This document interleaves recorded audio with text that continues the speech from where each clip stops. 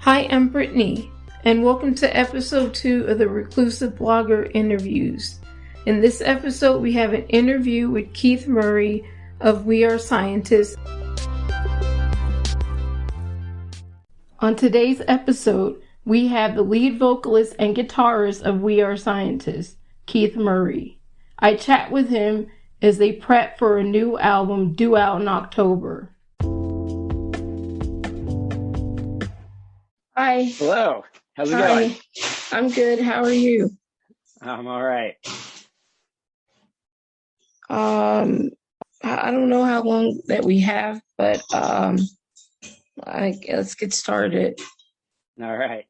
Okay. I like to talk about your background and how you got started with your band.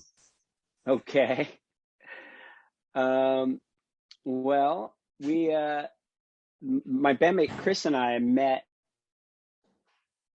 in college. Essentially, we were best friends in college, and we're sort of always just hanging out with one another under ordinary circumstances. He didn't really play a musical instrument at that point, so our friendship was not based in music at all.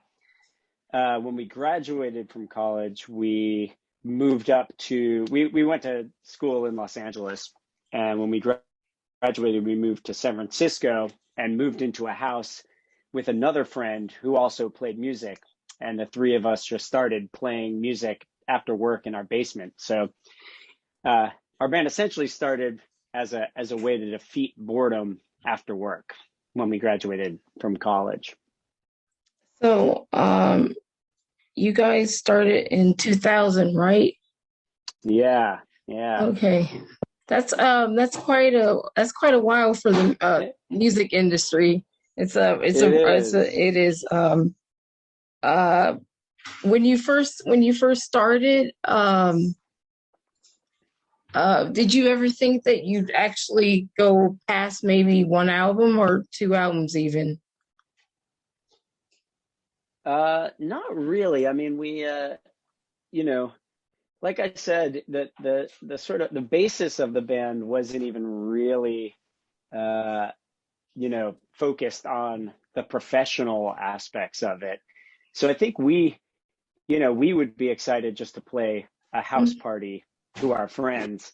So we never, our expectations of our professional career sort of just grew every time the band grew a little bit. So we would, once we stopped playing house parties and started playing clubs, we'd be like, ooh, it would be cool to play this next bigger club, or it would be cool, we've recorded some demos, it would be cool to record an album. And then once we recorded an album, we thought it would be cool to, be signed to a label. So it's all just sort of, slowly inflating expectations, I guess. Yeah, it was just kind of, this thing was happening and another milestone was happening. It was just kind of going from there. That's well, since you've been in the music business for a bit now, what kind of advice would you give to other young bands that are just kind of starting out right now, or other artists? Yeah. I mean, I guess, apart from just very pragmatic things like, just writing as many songs as possible and becoming, a stronger and stronger band, or, even live performance doesn't seem like it's as important part of, getting a foothold in the industry anymore. But like learning to record yourself all seems pretty basic. But I think a sort of less intuitive aspect of the industry, I think it's just sort of, networking sounds like a gross and like professional way of approaching it. But by that, I do just mean, sort of going out and meeting other people who play music or other people who write music. Not even necessarily people who work in the industry, but just other people who are doing the sort of things that you like to do, and and who are maybe one step ahead of you, so that if you want to play a show, but you don't really know how to make that happen, there will be people that can say, oh, well, let me show you how I got this show or stuff like that. So I think just making friends with everyone you can, apart from just being a good life skill in general, is very helpful in the music industry. I don't remember who I was. I think it was a tweet that I read online where a person, I think she works for a record label. She had put it in this way, said, because she said also networking just sounded very sterile, and she had put it as just making building relationships and making friends with the people that are doing what you want to do, but are just a little bit further ahead of you. She had put it like that. Yeah, absolutely, absolutely. Yeah. Well, what does music and the craft of songwriting mean to you? I mean, it's funny because it's sort of evolved over time. When I was, before we were doing this professionally, I've always sort of been very into a lot of different art forms. I initially thought I was going to get into filmmaking when I was in school, and Chris and I sort of became friends through comedy and like literature was something that we sort of bonded over.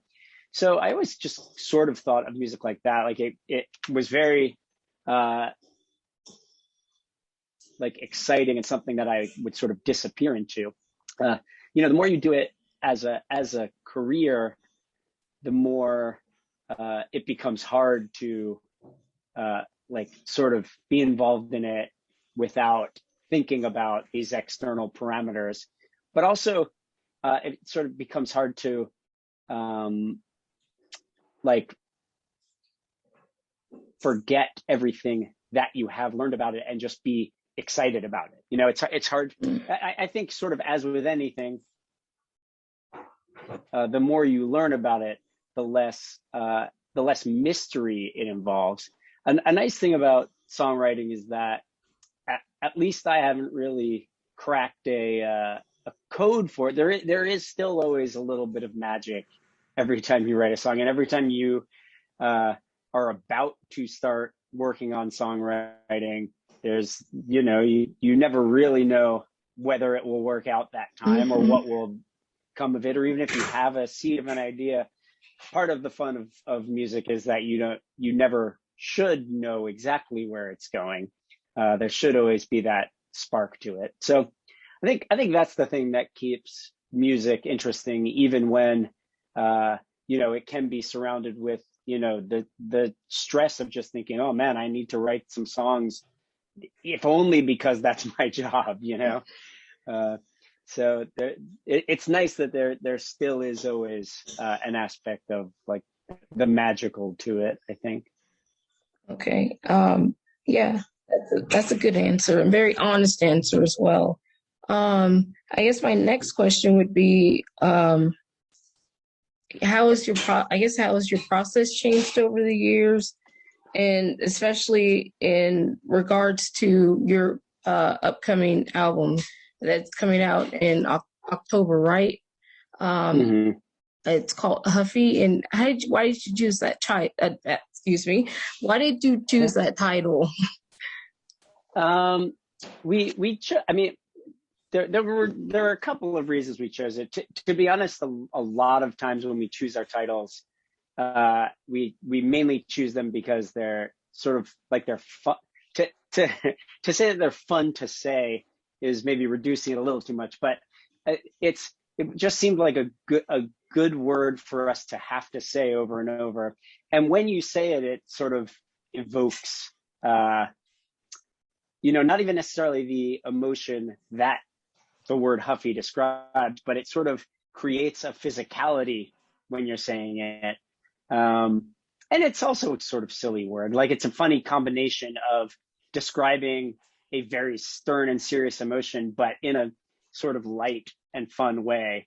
And I think that's sort of how we always approach, especially because we play rock music, which can often be like a very serious and like, it should be more fun than it often is. Mm-hmm. I think it was a fun way for us to describe this album, which is a little more rock than I think our last couple of albums have been. We've sort of been playing a lot more with electronic and pop aspects recently. This one's a little more rock than our last ones have been. There's still some pop aspects to it, but we just thought it was fun to call it Huffy.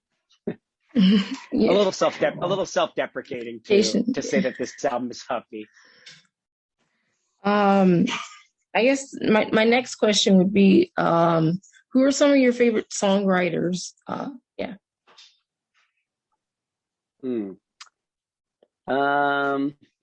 I really like, sort of recently, I really like, do you know the band Wolf Alice? Yes.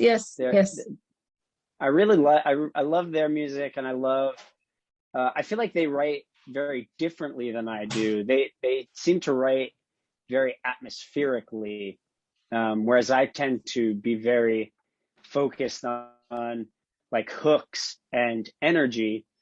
I'm always envious of the fact that they seem very comfortable laying back and letting something be a little more ephemeral and just like go with the vibe.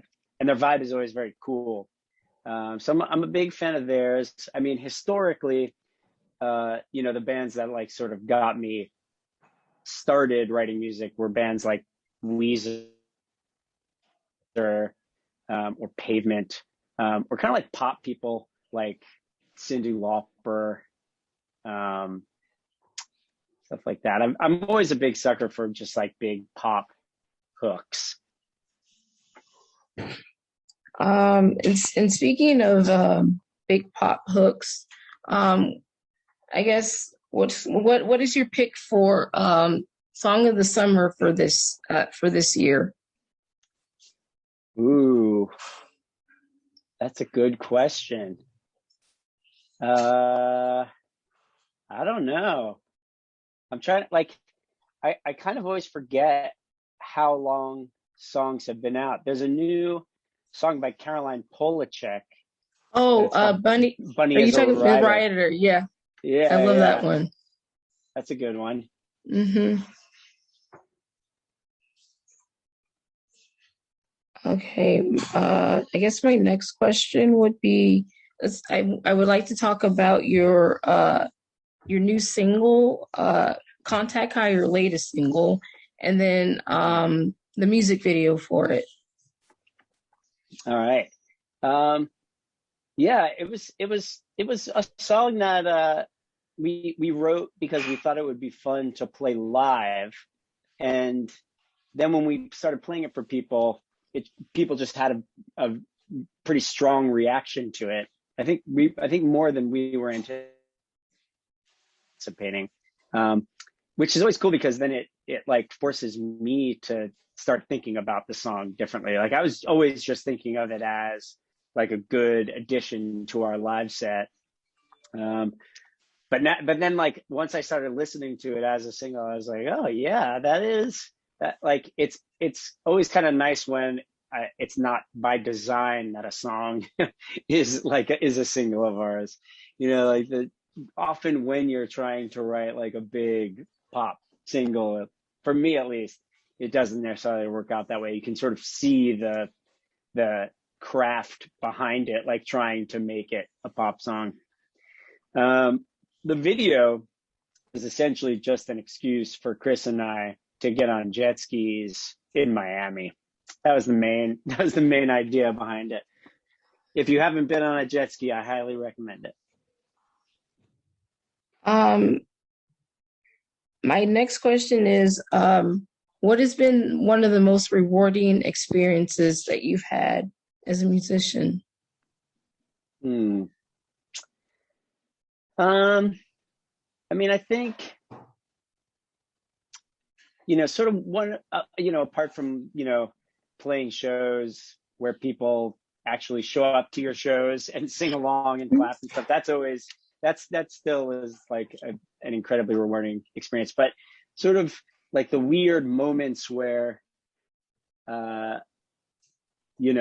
kind of step back and actually in the moment think, wow, this is pretty strange, are the moments where we've met people and songwriters that really influenced me when I was a kid, and then like to meet them later on in a professional capacity is always weird. Like going on tour with REM is like yeah. at the time we were like, yeah, of course we'll go on tour with REM. We love REM.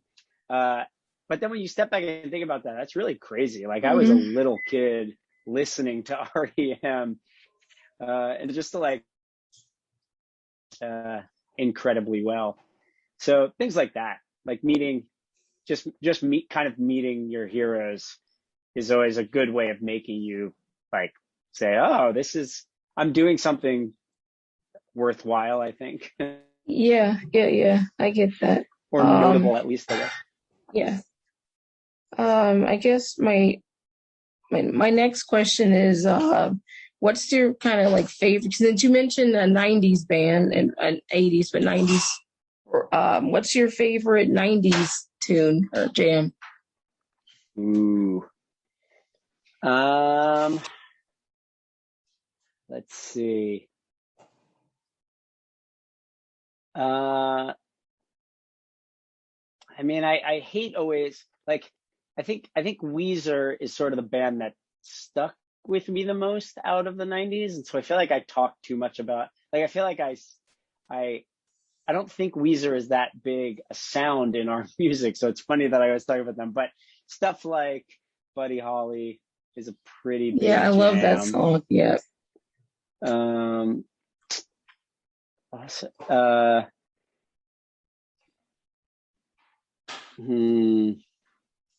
don't know. I might have to just go with Buddy Holly. That's the video, and then the video too is just like so iconic. The music video for it. Absolutely.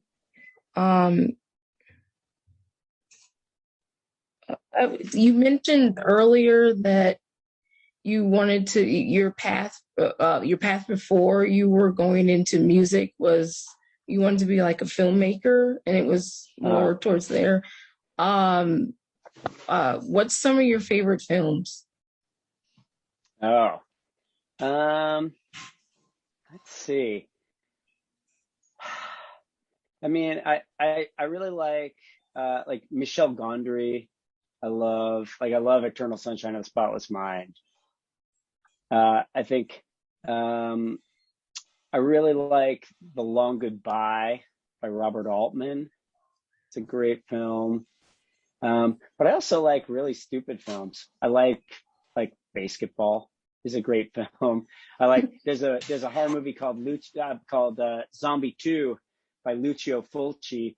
That's an Italian, essentially a ripoff of Dawn of the Dead, but it's a really good, weird zombie movie. That's a great film. That one I never heard of because I don't normally go watch zombie movies. But, I just kind of avoid that because I don't know. That's understandable. I get scared really easy with certain movies, but I did watch Shaun of the Dead, and I liked that. That's a great film. I love Edgar Wright, who directed that. That one was really cool. I guess my next one was I did read that Brian Eno was a big influence on, I guess, some of your early music. What's kind of your favorite album of his? I mean, I mainly like a lot of his production stuff. Okay. So a lot of stuff he did with Bowie, especially on our first album, I was very, very, very into a lot of like the Berlin era David Bowie stuff. And sort of then like further on, he's just, the way he talks about recording is always very interesting. He's much more like, we've never worked with him, obviously, so this is all me extrapolating from interviews and stuff, but he seems very process oriented rather than technically oriented, and he seems to really like the idea of accidents being a feature of the recording process rather than, mistakes that you've made. So that's always interesting to me. And the more we start producing our own stuff, his idea of sort of subverting your expectations and like trying to make a point of putting yourself out of your comfort zone and like asking yourself like what you could be doing differently. And then once you notice what you could be differently, asking yourself then, oh, well, then why am I not doing that?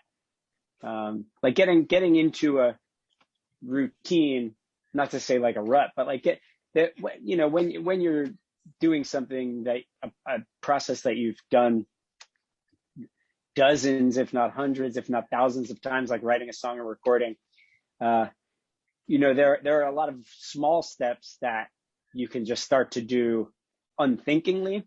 Mm-hmm. So it's always fun to try to like put an obstacle in the way, if only to make you aware of every step that you're taking.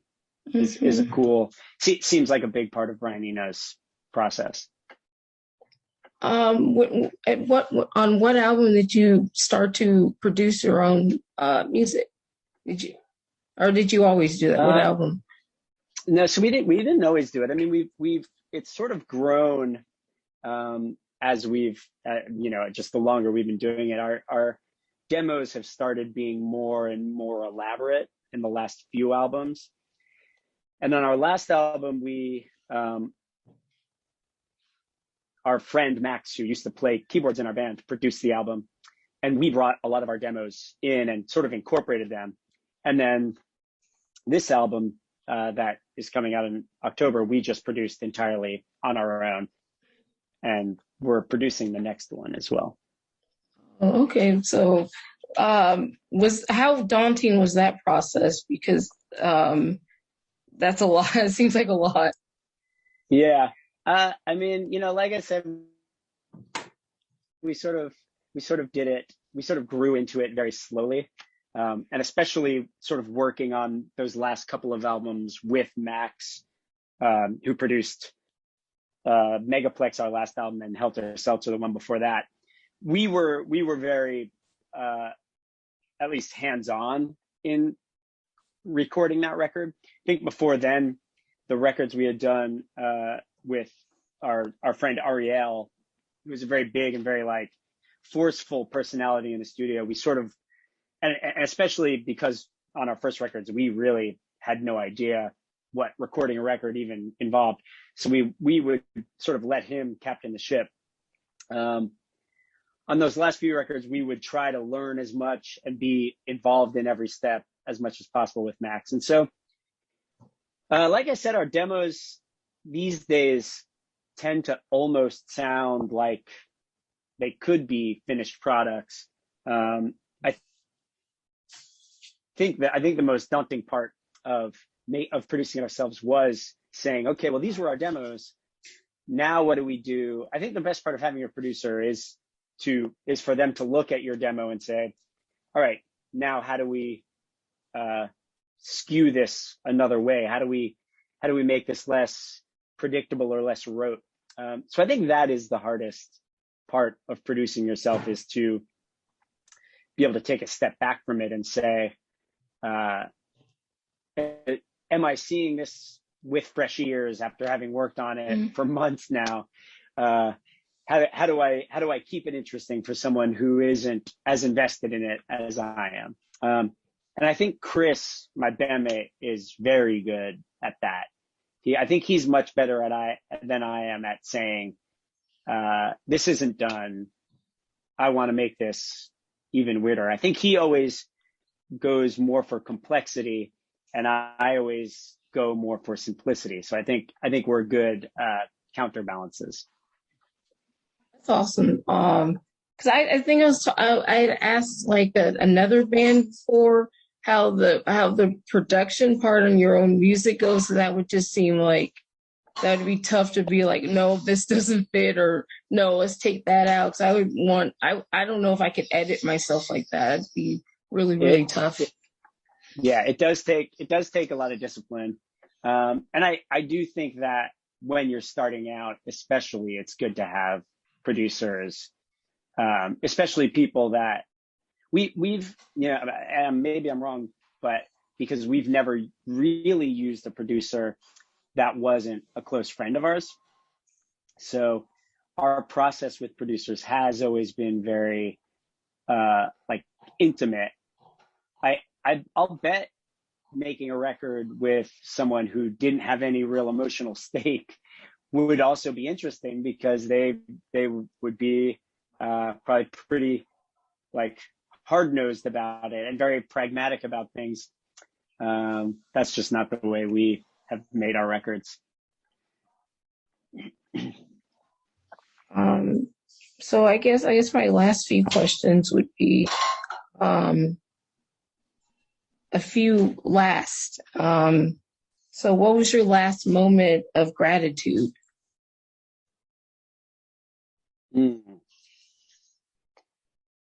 It's a good question. I mean, especially given the past year we've had, we had our first band practice in 2 years. Wow. Last week. And that, I think that qualified. Like it felt very special and weird to be doing something that we have done thousands of times before, but have it feel like we had really earned it, and we were lucky to be there. Mm-hmm. In the room. Normally band practice is like a chore. Like you're kind of like, oh, I don't feel like going to play these songs that we played 1,000 times before. But I was very grateful to be playing, songs that are 20 years old, just like in a room with my bandmates. Yeah, and also because you're healthy enough to do that and stuff like that. Absolutely. So, yeah. Absolutely. Yeah. I've been hearing a lot of bands say that they're very grateful and lucky and things like that to be able to do that. Last time you felt nostalgic?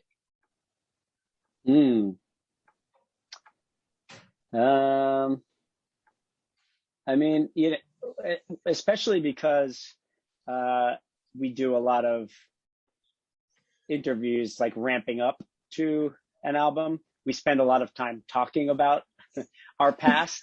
So I'm especially recently, I'm very nostalgic just talking about, earlier when I was telling you about Chris and I meeting in college, like I'm very, very nostalgic for those days. And like when we first, as I was telling you about our getting jobs up in San Francisco, I was thinking about when we moved there.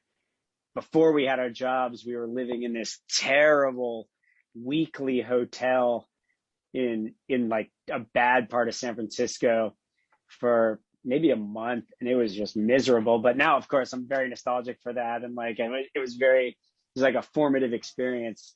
But so I guess the last time I was nostalgic was about 20 minutes ago in this interview. And I guess my last one is the last time you danced. That is a good question. Well, I do a little bit of dancing in our new video that came out today. It's slightly sarcastic dancing, but even as I was doing it, it was still pretty fun to dance. Even if you're doing it, snarkily, dancing is pretty fun.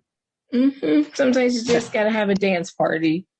Yeah. I mean, I'm sure I'm not the only person who had a few dance parties in quarantine. Yeah. I got really into like putting YouTube full concerts of different bands up and just trying to dance the entire time, sort of for exercise as well, but just for the fun of pretending that I'm at a show.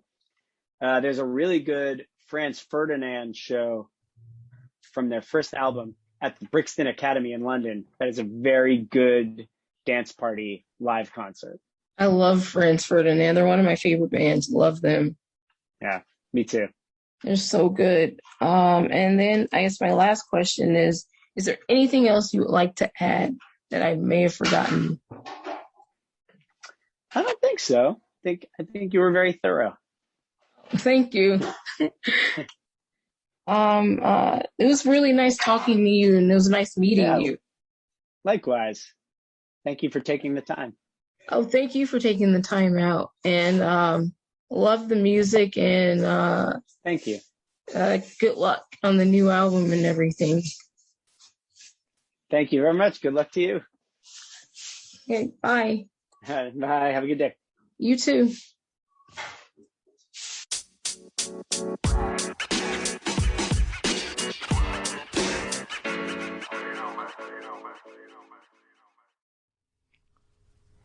I'd like to thank my guest Keith Murray and his band We Are Scientists for taking the time out and chatting with me.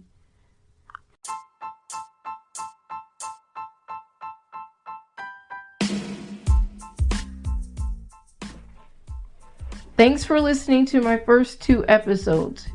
Let me know who you want me to interview in the future, who do you want to hear, sound off in my voice messages, and don't forget to hit that subscribe button so you'll be the first to know when more episodes drop.